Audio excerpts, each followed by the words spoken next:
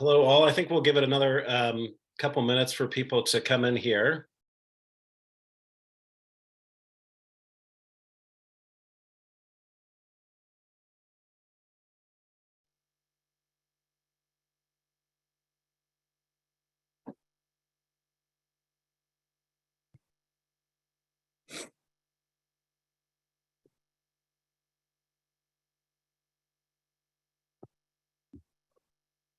Welcome those who just came in. We're kind of giving another minute or so for more people to enter the Zoom.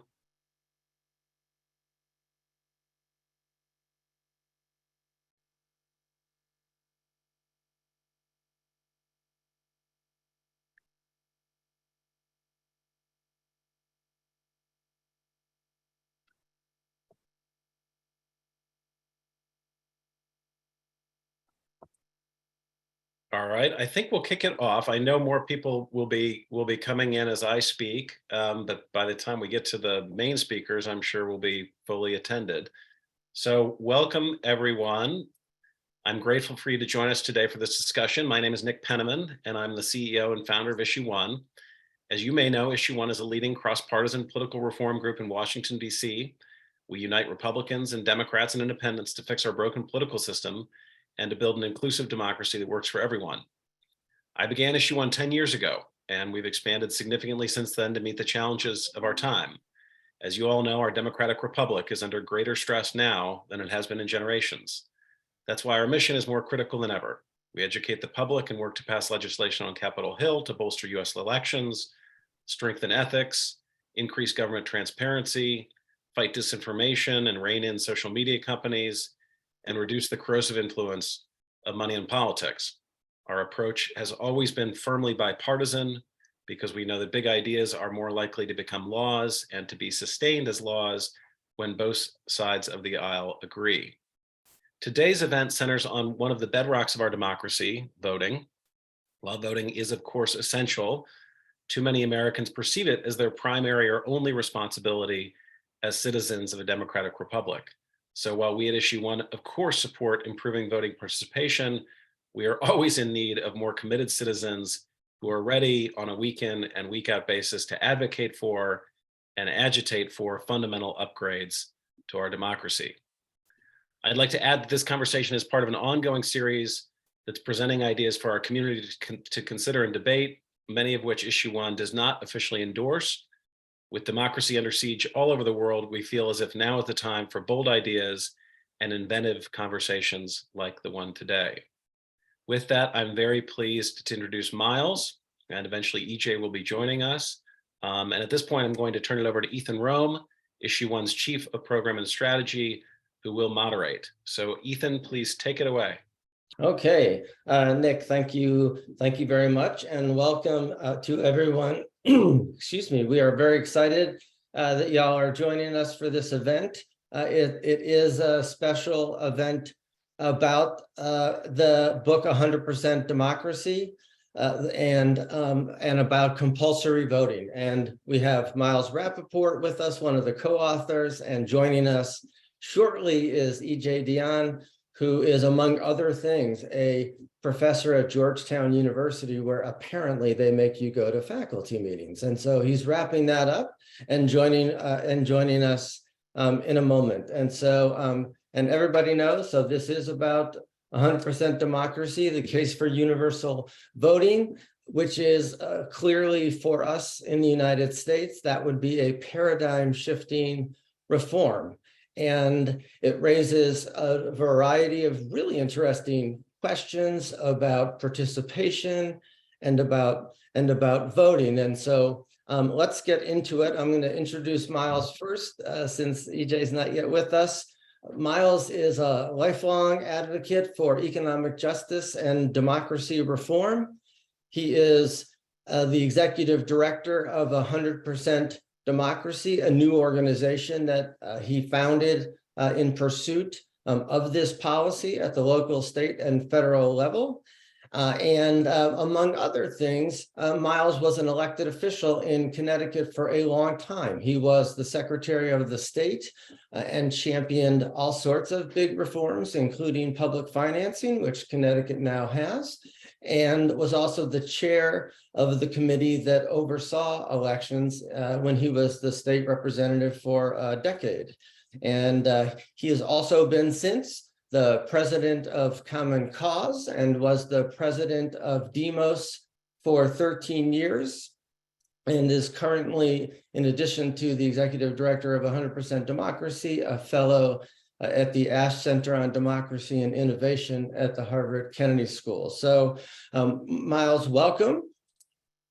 And let's get started. So the book makes the case for universal voting or compulsory voting, and that sort of sounds scary in a bunch of ways. It raises all sorts of interesting issues, but the thrust of the book is a really fascinating one to me, which is you argue that fundamentally the best way to protect and expand our right to vote is to make voting compulsory and support a system of universal voting. So talk to us a little bit about what is the policy and how would it work? And what do you think are the biggest benefits that we would see? Okay. A lot of questions embedded in that. Let me actually start, though, by saying a big thank you to Nick and to Issue One for having me and EJ. And I talked to him just a few minutes ago. He will be joining us shortly. And also to say a major thank you to Ethan, whom I have known for a very, very long time. And he will actually come up in the story I'm going to tell you in just 1 minute. So I'm delighted to be here. I am a very, very big fan of Issue One's work. And I think the niche or the lane that Issue One has of really working to get bipartisan support for election reform issues is really, really important. So anyway, all this makes it a really good day for me. I want to actually start, though, Ethan, by saying just how I got to this issue. Mm-hmm. As Ethan mentioned, I've been working on these issues I did a little calculation. If I just go back as far as my legislative service in Connecticut, just about 40 years. I was on the elections committee, then secretary of the state, then president of Demos and Common Cause, and then 5.5 years at the Kennedy School as a senior fellow. And so I have worked on almost all of the kind of democracy issues, the kinds of things that Issue One works on, from same-day voter registration to campaign finance reform to eliminating gerrymandering and hyper redistricting. Anyway, so I feel like those are really, really important reforms. I do think that in 2018 and in 2020 we had record turnouts. Lots of reasons for that, including the kind of politics and, of course, the focus on Donald Trump. But I think one of the reasons was that people had more opportunities to vote and they took them. So 2018 was the record turnout for a midterm election at 50%. And 2020, in spite of the pandemic and all the lawsuits and uncertainties, was the highest turnout in many, many, many years on a presidential election, and that was 66.2 or 3%. So on the one hand, that's great. That it was a record-breaking turnout. And on the other hand, I would say that's nothing to write home about. And if you do an international comparison, you find that the United States is well in the lower half of turnout among industrialized countries. So after 40 years of working on this, I sort of said, well, we've moved the needle, but not very far, all of these various ways of doing it. And so is there something that could really move the needle? And then in 2015, I read a paper that E.J. Dionne and Bill Galston had written for the Brookings Institution, which made the case that there is this policy called universal vote. We call it universal voting or mandatory participation at the polls that has been in effect in 25 other countries around the world, including Australia. And I think I'll stop there to say a warm hello to my colleague, E.J. Dionne, who is joining at the right moment. But Ethan, I think I'll pass it back to you. Okay. EJ, thank you. I'll remember my train of thought. Okay. Hi, EJ. How are you? Thank you so much for joining us today. It's great to have you and Miles I introduced Miles earlier, and we'll just do a brief introduction of you so that we can get into the conversation. I think most people who are on this are probably familiar with you and your work. EJ is a senior fellow at Brookings. He is a professor at Georgetown University, the author of 24 books, and most of us probably all know him as a columnist at the Washington Post, which he has been since 1993.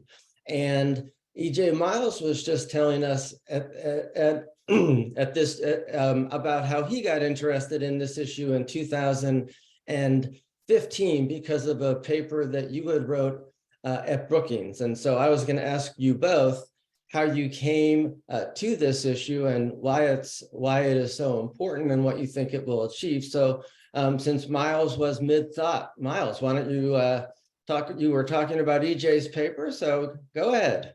Go ahead, Miles, and then I'll join. All right. So it was a very important moment when I read the piece. And the piece made the case that, we should seriously in the United States consider adopting the idea of universal voting, which I discovered in reading the piece was in effect in like 25 countries around the world, including Australia, which is sort of where it has been in effect for almost 100 years. And in Australia, they get 90% turnout in every election. Nobody thinks of it as a totalitarian country as a result of having mandatory voting. The culture is a strong and celebratory civic and democratic culture.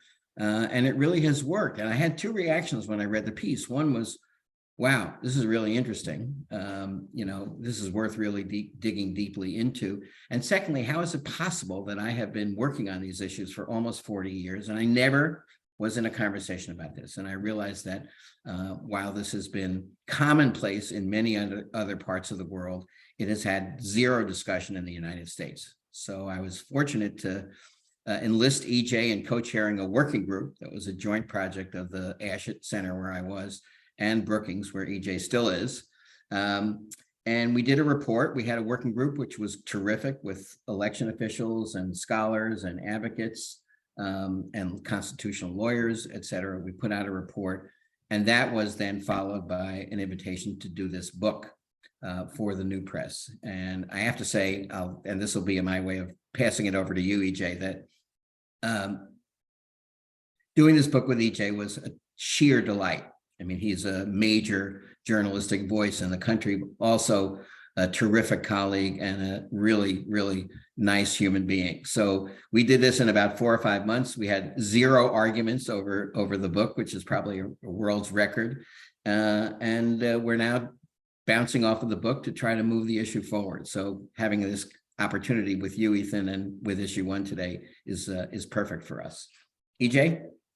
Well, first of all, I want to apologize for being late. I had a scheduling glitch and I had to attend part of a faculty meeting here at Georgetown. I'm in my Georgetown office. You will note that Dionne for sheriff sign behind me. I have no idea who he or she is, but some friends saw it on trees in a rural county in Maine and sent it to me. So my students see my sheriff sign when they walk in my office. But I apologize for being late. I just want to return the favor to Miles. And, Miles is such an exceptional organizer that I think that this idea will be adopted within 2 years all across our country, just because of his organizing efforts. I always say that when Miles dies, I hope 30 years from now, and goes to heaven, the first thing he'll do is organize the angels into a union. And I can't wait to see the theological essays about how to collectively bargain with God. But it's been a real joy to work on this with Miles. I got into this idea in significant part because I've spent a lot of time in Australia over the decades and realized how well this system worked there. I got into it also because, like a lot of people on this call, and I think a lot of old friends of mine are on this call, and I want to say hello to all of you. I felt that this was the decisive step around our arguments over participation. To me, universal voting really calls the question about, are you a small d Democrat or not? Do you believe that everyone in the country should participate or not? Are you willing to take the steps necessary to do that? And rarely does any policy idea have 100 years of proof of concept, but that's what you have in Australia. So I see this as cutting through a lot of the debates that we're having now, and as I say, forcing the question of where people are as Democrats. One of the things I like to say is that our election system now is like a fancy dinner party with an A list, a B list, and a C list. We have A list voters who not only are registered, but they are frequent voters. They get all of the attention from candidates and parties and consultants. There's a B list. You could say they're registered voters who don't vote that often. They get a little bit of attention. And then there's a C list of the unregistered who get very little attention at all in our politics. And it is in the nature of a fancy dinner party not to be terribly democratic. And I don't think our elections should be like that. I'll just say briefly how the system works in Australia, and Miles and I will talk more about the specifics of our proposal. And we think the proposal we make in the book could be tweaked state by state. Different people might want to do it slightly differently, but broadly, we model it after Australia. In Australia, if you don't vote, first of all, they have an excellent system of registration and a national election board. As a result, the government sort of helps people to register. 96% of Australians are registered. If you're on the rolls and you don't vote, you get a little notice from the government. Why didn't you vote? If you give any kind of reasonable reason, they're very, they're accepting of reasonable reasons, like I was sick or something like that. There's no fine levied, and only 13% of people end up paying the fine. So this is much more a nudge than a shove. If you do pay a fine, it's $20 Australian. Which last I checked was something like $15 American. We suggest a $20 fine if you don't vote. And we make very clear that this is not a criminal penalty. It cannot be increased with interest or penalties. It's just a flat $20. And as I say, most people wouldn't register. We know there'd be a lot of libertarian sorts of objections to this. And partly to get around that, and partly because it's in the American tradition, we propose that people can file for conscientious objector status. If you really, really don't want to be subject to this, you can file and get permission of that. There are some religious groups that do not want to participate in elections, but we don't confine it to religious reasons. Basically, if you want to be a conscientious objector, you can be. But what is the result of this system in Australia? 90% of those 96% registered vote election after election after election. Australia makes it very easy to vote. You can vote at any polling place in your state.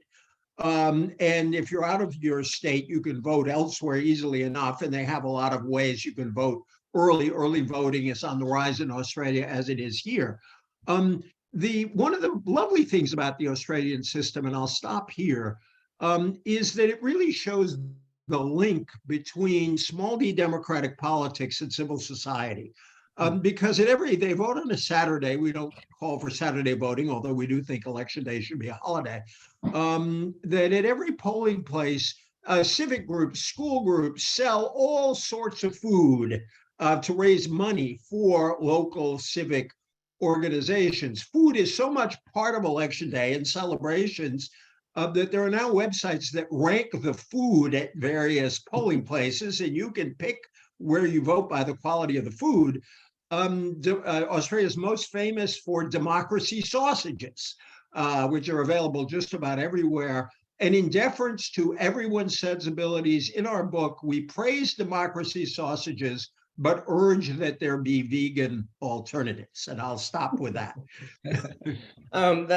That's perfect, EJ. And obviously, we've had a debate over the last couple of years about voting, which has included banning water. So from the voting line, so sausage or some American equivalent and vegan equivalent would be fabulous. So when we think about the landscape over the last 2 years, as a consequence of COVID, we had extraordinary innovation across the country around how people vote. And in many respects, that has truly caused a paradigm shift. We have obviously now fully gone across the country from election day to election season, which you outline in the book. At the same time, as a consequence of disinformation and a campaign against mail-in voting and so on and so forth, we saw lots of activity in state legislatures after the 2020 election. And you note in the book, I believe, that 19 states made it harder and 25 states made it easier to vote. And I would note that in some of the 19 states, they also made it easier for legislators to overthrow a lawful election and the will of the people. So where does this fit in with that landscape? And Miles, why don't you start? But just Sure. How does this deal with making voting easier, protecting voting rights, and reimagining the franchise so that it really does allow everyone to vote with equal opportunity? Right. Well, I think that, both EJ and I are a little bit of congenital optimists. And this is a very optimistic book. I mean, there's no question that there is a real kind of trench warfare in a way going on right now over voting. How many days of early voting, what kind of voter ID, and all kinds of, issues around that. And I think those are important issues.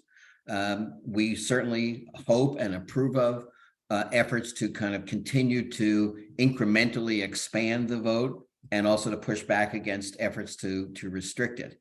On the other hand, there's a song that goes, "Don't stop thinking about tomorrow." And I think what has motivated EJ and me on this is the idea that we also need to have a kind of a North Star of what is it that we really want our democracy to look like. And there are many, many different kinds of issues, and we don't sell this idea as this will solve all of the problems of our democracy by any means. But in the lane of voter participation, we think this is a real North Star reform, and it is one that we believe is possible. We see that it works not only in Australia, but in many, many other countries. And it's interesting, and there's a very important analogy in my view, and that is to jury service. That is, it is part of our culture that you are required as a matter of civic duty to serve on a jury if you're called. Why do we do that? And we've done it for 100 years. Why do we do it? We do it because we want the decisions about someone's guilt and innocence and the appropriate punishment to be made by a fully reflective jury pool writ large, okay?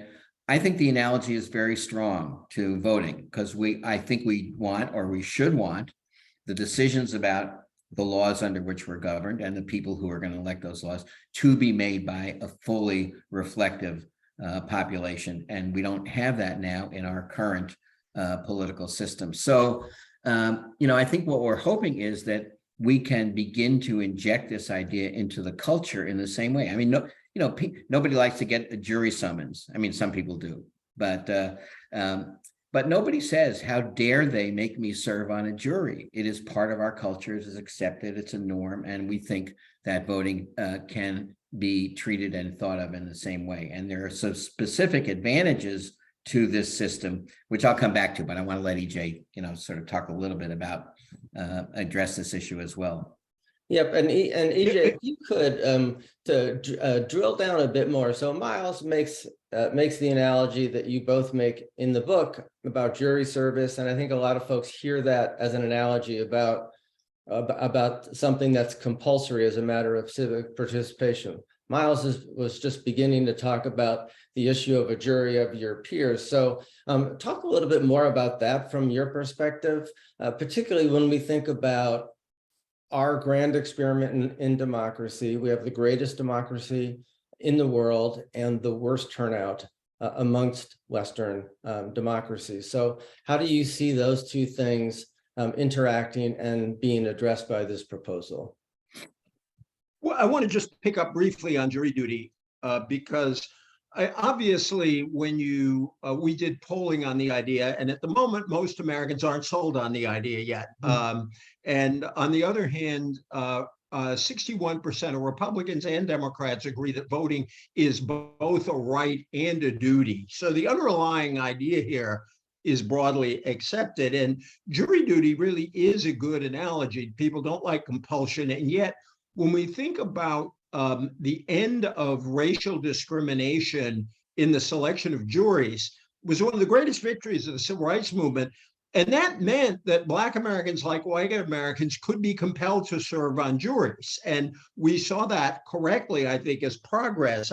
When we were doing the book, I did some reading on jury duty and found this wonderful essay by Charles Ogletree, the legendary civil rights lawyer, Harvard law professor, who noted a jury gives ordinary people extraordinary power. That's exactly what's the case with elections. Secondly, I just want to go back to the point which I think is so important, which I think the shame of what happened after 2020 is that we didn't celebrate how well we did as a country. It was really extraordinary to have this very, very high turnout in the middle of a pandemic. We had all of these reforms to make it easier to vote because we didn't want people to have to get sick in order to vote. But what it also showed is when you open the door and invite people in and make it easy for people to walk across the threshold, they will respond. And so we had, depending on how you measure, the highest turnout in 100 years or forever, given how the electorate was restricted 100 years ago, of about 2/3 of the electorate. Now, we think we can do better than that. We think we should be more like Australia. But it just showed that if you actually make it more convenient to vote, people will take advantage. And we have a little chart in the book comparing states between 2000 and 2020.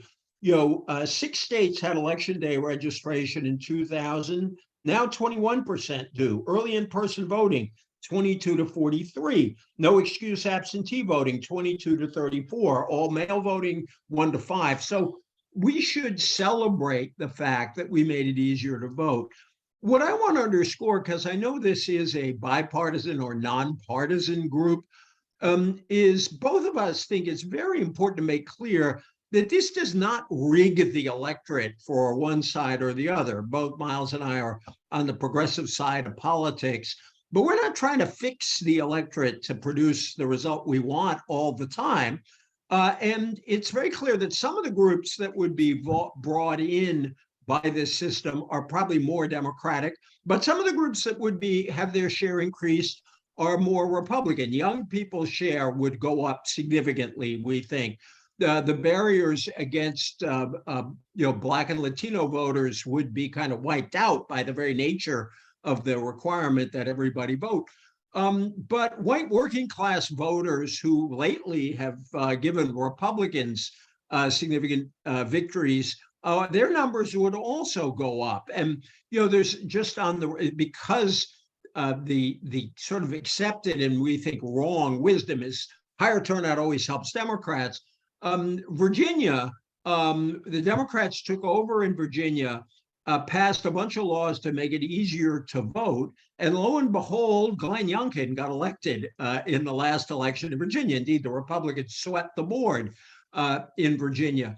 The Republicans picked up House seats even as Donald Trump was losing because some of the white working class turnout went up in a number of districts that Democrats had carried 2 years earlier. So we want to be very clear. Our interest here is not in rigging the electorate, but in an inclusive electorate. And it's very important that this idea be seen that way. It was adopted in Australia. It was originally, interestingly, pushed by conservatives in Australia who were worried about the power of the unions, the organized labor movement, who felt they would always turn out votes for the Labor Party.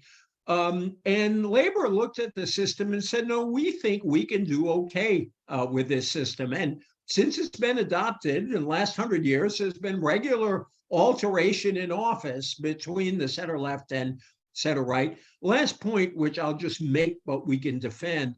It would, we think, lead to better campaigns because, and also probably more moderate, less, to use Miles's phrase, enraged to engage sorts of campaigns, because parties wouldn't be spending all their time just turning out the base. They would know that they would have to appeal to the new voters coming in who tend to be less ideological than the current electorate is. That's what the evidence suggests. And we think that would have other benefits, and we wouldn't have to spend a whole lot of money turning out voters. So you could either cut the cost of campaigns or dedicate far more attention to persuasion rather than mobilization. Mm-hmm. Yeah, that's obviously an incredibly important point. For issue one, it's extremely important. A big part of what we do is try to reduce polarization in order to advance reforms that people can agree on. And I also want to say how important I think your point was, EJ, about the celebration of 2020 and 2022 for that matter. We do a whole bunch of organizing of election officials and election workers and think that they were the heroes and heroines of the 2020 and 22 elections. And there's no question about that, because people really did have to scramble in 2020 to turn things around. One thing I've been remiss about as a moderator is that for folks who are on this, if you have questions, please put them into the Q&A that you'll see at the bottom of the screen. And in a few minutes, EJ and Miles will begin to address some of those. But one thing, just I think, Miles, it would be great for you to pick up on what EJ was just talking about, that really the bridge between the sort of the dinner party example, right? And then the idea of everyone participating, plus as an operational matter, you all make a very important distinction between voting and participation in the book. And I think that's especially interesting when people think about what kind of a mandate this is or isn't. Right. So one of the things that they do in Australia, and which is part of our recommendation, I should say, the book is a general recommendation. Where the rubber will hit the road, we think, is in state legislatures and municipalities. I mean, this could be done at the federal level, but we don't expect that to happen. So we're focusing on states, and each state, in terms of what elections are covered and what the administration would be, will make their own decisions. But our view is that, that the way this will, I think, really make sure that, you get a fully representative turnout. And that the quality of campaigns will change. I also think that the culture changes, that institutions will bend them to the degree that universal voting becomes the law, or even becomes a significant discussion, which we're hoping to begin. If I were the various institutions of civil society, I think would move in this direction. So my favorite example is if I were a principal at a school, or a school superintendent, and I knew that every 18-year-old were going to be required to vote, would I make civic education a higher part of the curriculum? And I think the answer is yes, I would. And, if I were an employer, would I give people the opportunity to go out and vote? Yes, I would. Going back to the point the question you actually asked it's entirely possible in Australia, and we would recommend here that people be allowed to cast blank ballots, or, as EJ mentioned, have a waiver available if you really, or conscientious waiver.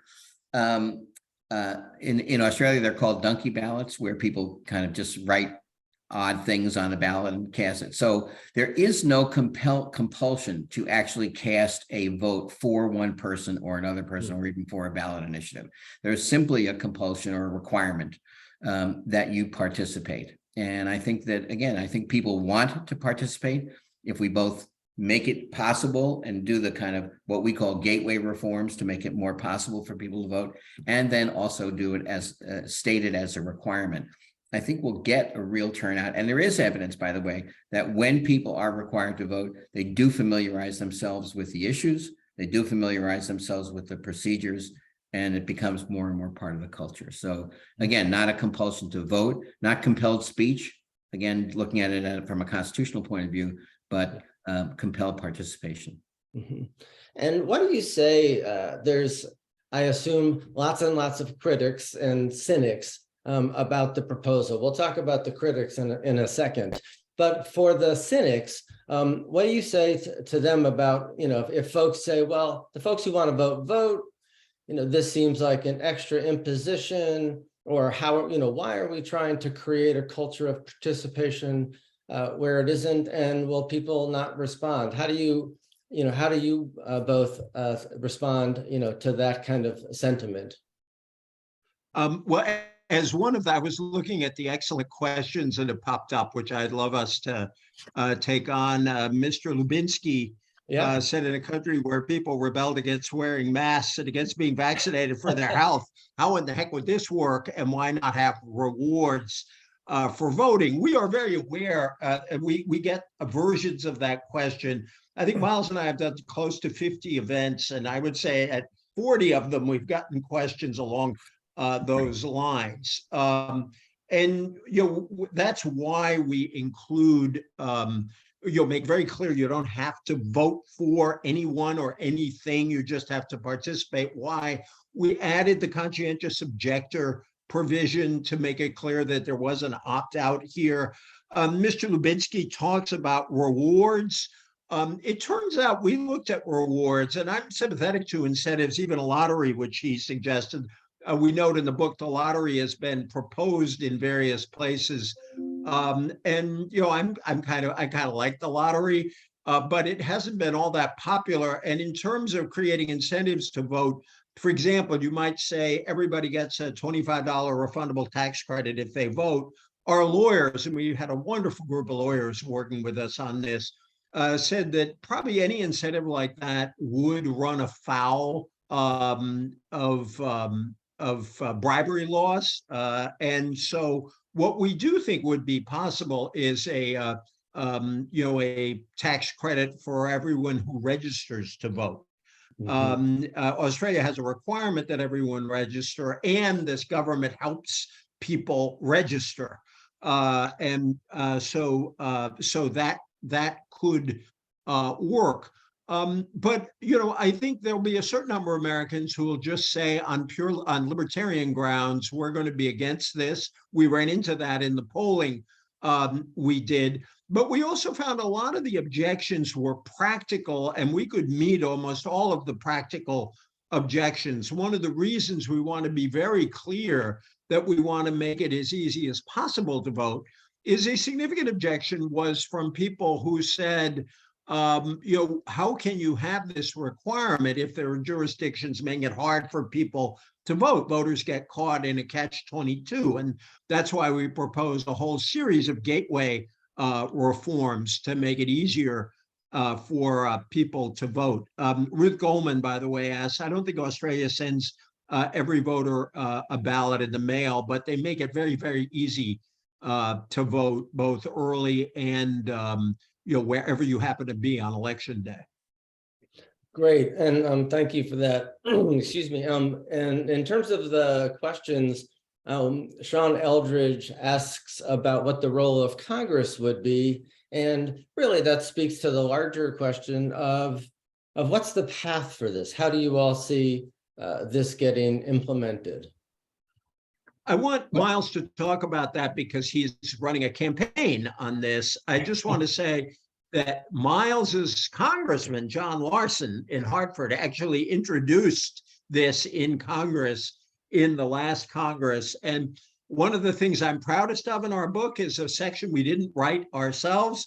I'm sitting here in my Georgetown office. In 2018, a senior at Georgetown walked in the door in front of me and said, I'm running for the state Senate in Connecticut, and explained why he thought he could win.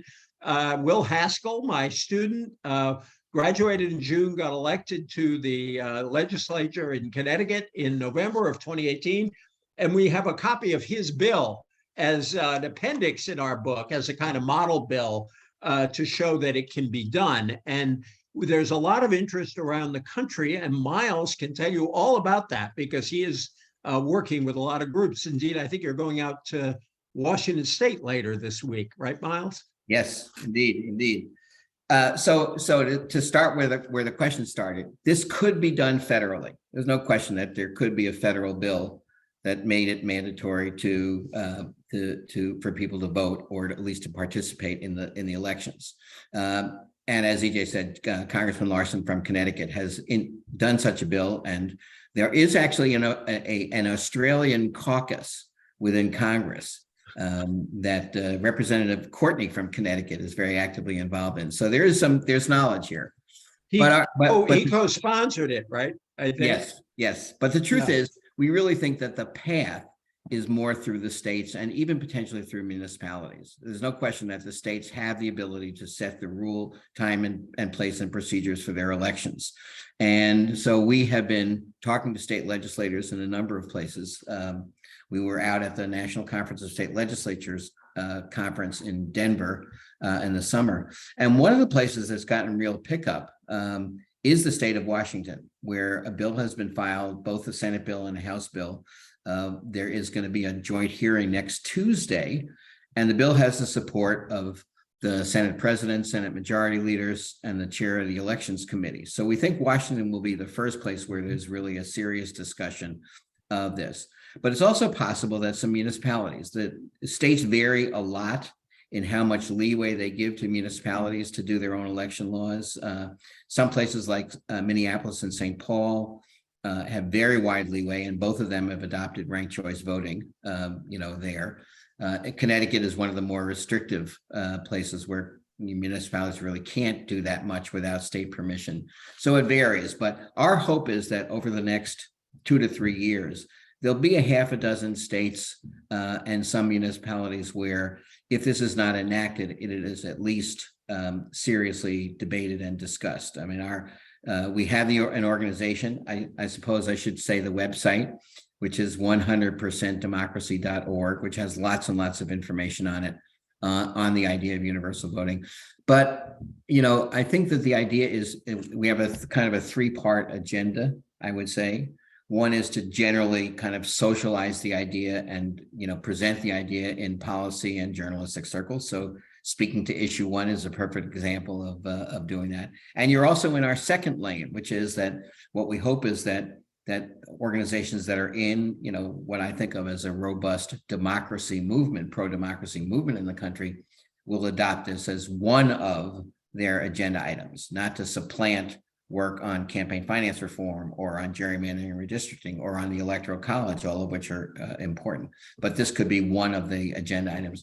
And then thirdly, to try to get some states to fulfill their kind of aspiration as laboratories of democracy to try to do this. So we're going to try to move this over the next couple of years, and we'd be delighted to work with issue 1 on it as we go forward. I'm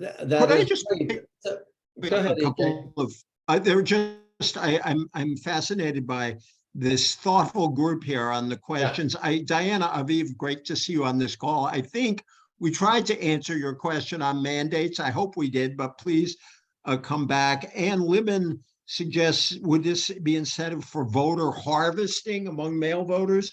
I honestly don't think so. I don't think it would create any more incentive than already exists for voter harvesting. And indeed, it takes the pressure off parties to turn out voters precisely because everybody knows they have to vote. One of my favorite photos of election day in Australia is of 4 surfers in wetsuits with their surfboards leaning against the voting booth, casting their ballots. It's a sign of how deeply enculturated participation is. And an anonymous attendee said, discuss ranked choice.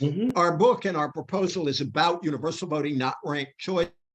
Miles and I are both in favor of ranked choice. And Australia actually combines universal voting with ranked choice voting. What's your great soundbite on ranked choice and our idea, Miles? I don't want to garble it. I love what you say about ranked choice. Australia does in fact combine the two. I think they call it preferential Preference voting. Yeah. Preference voting there. Is that if you have universal voting and you have ranked choice voting both operating, what you do is everyone casts their ballot and everyone's vote is counted in the way that they hope it will be counted. So you have a combination of everybody voting and everybody's vote counting the way they want it to. And I think that's a pretty good, if you put those two things together, I think it's a pretty good system. You know, one follow-up in thinking about Diana's question, who is, among other things, a member of our board, as well as the anonymous person who raised ranked choice, which is, as a strategic matter, do you think that some of the places that have adopted ranked choice voting are likely candidates for this? Yes.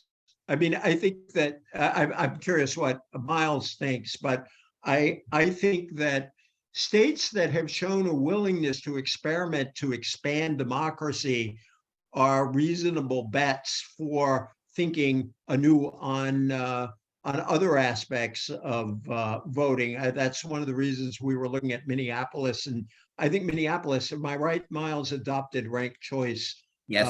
For local And St. Paul. elections. And St. Paul, yes, I don't want to leave them out.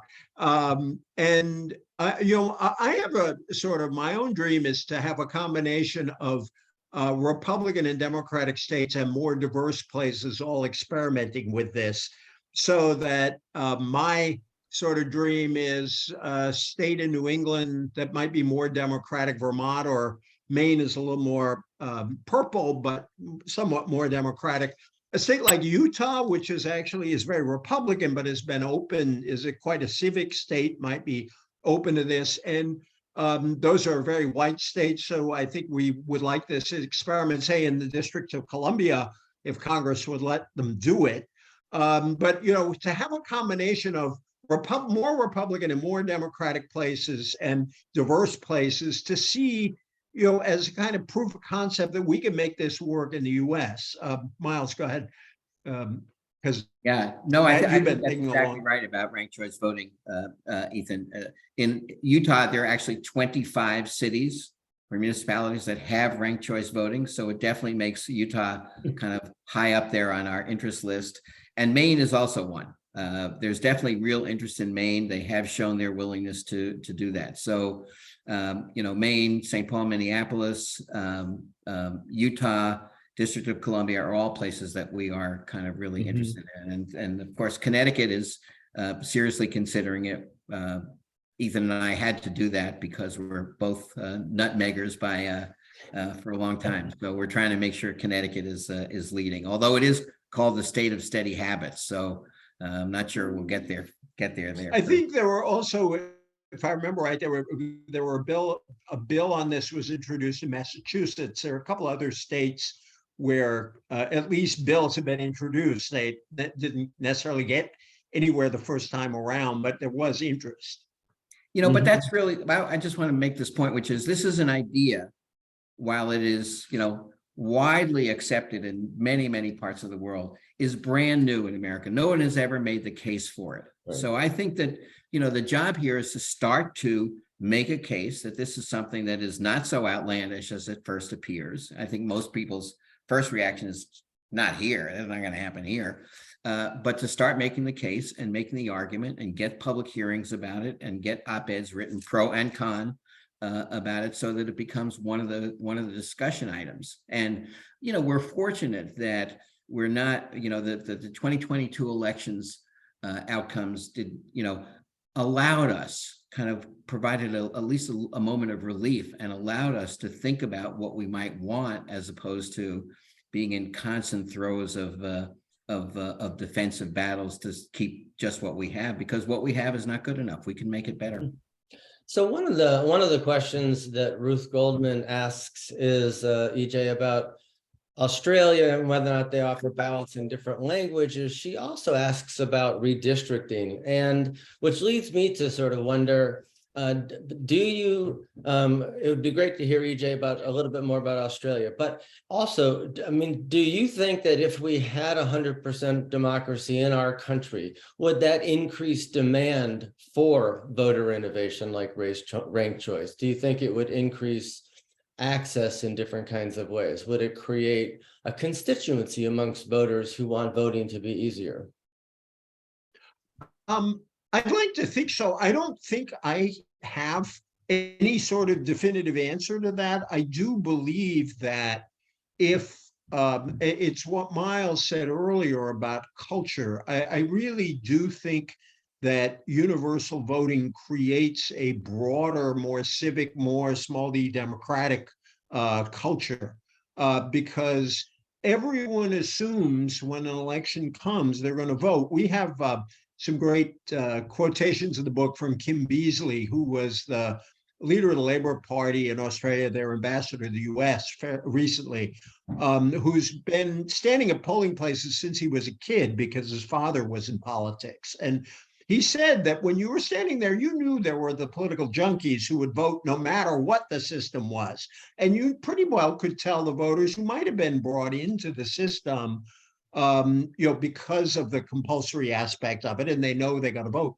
But he said, I never felt that they were, less informed. They took their time to make a reasoned judgment, and they did so. And as I said earlier, I think it does have a moderating effect on the debate. And I think ranked choice, by the way, also has that civilizing effect, because candidates know they need to get the number twos and not just the number one base votes. They need to add to their totals in most cases. And I'm not saying that Australia has a perfect system. They can be pretty rough and tumble down there. They're proud of that. But I do think it does have the effect of drawing people into politics. And I think that could have all kinds of good knock-on effects. Mm-hmm. Ethan, let me make 2 points following up on what EJ said. One is, I do think it's important for us to say, I mean, I think that we are not kind of what EJ likes to call 19th century elixir salesmen. If you just adopt universal voting, all of our democracy problems, all of the problems that have to do with the Electoral College and redistricting and money in politics and the nature of the United States Senate itself, those are not solved by this. But in the lane of participation, I think this is really a game changer, and I do think that it matters a lot. I also want to double back to the issue of the toxic polarization. I mean, I think all of us are, even if you're kind of a partisan, but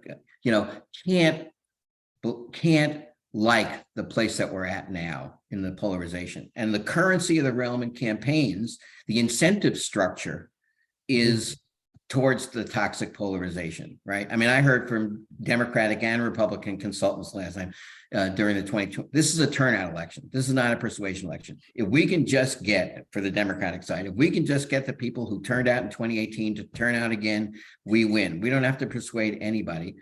And that's a terrible way for an incentive structure, because it means that you are just playing to your base. And in the worst case examples, trying to depress the other person's base, with the negative campaign. All the negative campaigning is not to persuade anybody. It's just to tell you that the person you think you like is not worth coming out of your house for.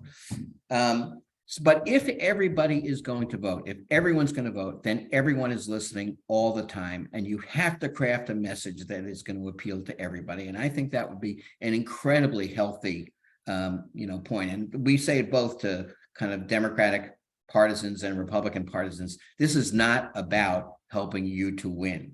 This is about making a democracy that truly has everybody participating. Mm-hmm. And just real quick on Australia, a couple of, sorry. I just to Ruth Goldman, a couple of her questions. They don't have voter purges in Australia and in places that have these systems. The reapportionment is nonpartisan, and we would love if we could have a national electoral board the way Australia does, it would be beneficial. I don't think we can get it. But we do spend time in the book talking about the importance of election administration. It's not something that is high on the list of what politicians are incentivized to spend money on, and better to spend money on schools and parks if you want to get reelected. But we think there needs to be much more support for election workers and nonpartisan election workers. And I hope I pronounced your name right, Doki Fasian. Forgive me. Excellent question. Is there any evidence around how universal voting affects post-election policy making? There's a little bit of evidence. There have been some studies of this. There's a little bit of evidence that policymaking is somewhat more egalitarian in countries with universal voting, meaning it takes account of those who aren't rich a little bit more than elsewhere. But I think there still needs to be more work done on this, but that's the suggestion that in the work we came across. We worked very closely with our buddy, Mr. Singh, Shane Miles, Singh. Shane Singh, Shane professor at Singh, the University of Georgia. Yeah, who's one of the world's experts on compulsory voting, and he has a very big, thick book on this that we recommend. That's a really extraordinary piece of work on this topic. Thank you. And I was going to get to Dohi's question, since she runs the election protection work for Issue 1 and is also an international expert in democracy. But just as we wrap up, I'm really struck by the incentive change that would be caused by this, because our politics is so shaped by only speaking to the people that are likely to participate and likely to participate for you. And so for the political operatives who are cynical about this because they want to be able to run campaigns the way they're used to, what do you say to them about this and our democracy and our politics? Well, I think they go first, and then I'll go. Miles, go ahead. You go first.